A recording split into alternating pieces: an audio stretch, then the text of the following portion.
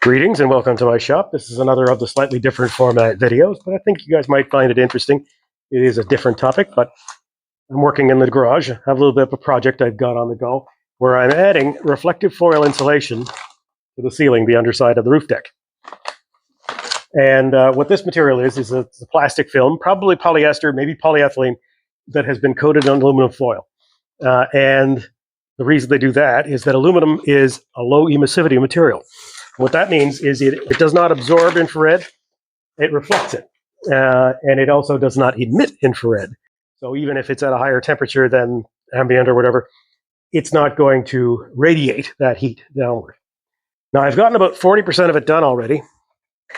And if I stand back here under the coated portion, that doesn't feel much different than just the ambient temperature in here, which is 26 degrees Celsius.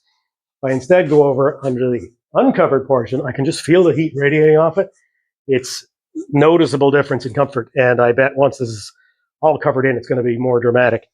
When I measured this with the infrared thermometer, what I was getting on the uncovered sections was 43 degrees Celsius. And on the covered sections, it's only reporting back 28 degrees Celsius. Now, that's not the actual temperature up there. The foil is infrared reflecting, remember. So what this thing measures is the reflection that it sees, which is everything around us, like me, the floor, the walls, whatever else, not the temperature of the surface, which is great, which is exactly what we want, because that surface is going to be a lot warmer than me, the walls, and the floor, on the average of that. Now, it's also getting in the average, the wooden structure up there, which as heat rises, that attic space is going to be the hottest part in the room, and so that's going to contribute.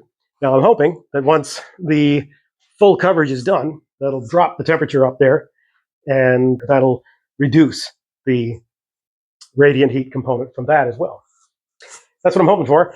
I will report back once I've finished a little bit more of the area, and also once we've gotten a full sun day where I can test this, where I know it would go to those really uncomfortable 30 plus degrees Celsius temperatures in a few hours of sunshine. Like I said, right now it's had a few hours of sunshine, but it's 4 p.m., late July. It's not as intense on that roof as it would be if it's closer to noon. As I say, I shall report back once I have a bit more information, but I just thought it'd be interesting to see my experience with this stuff. See how it goes.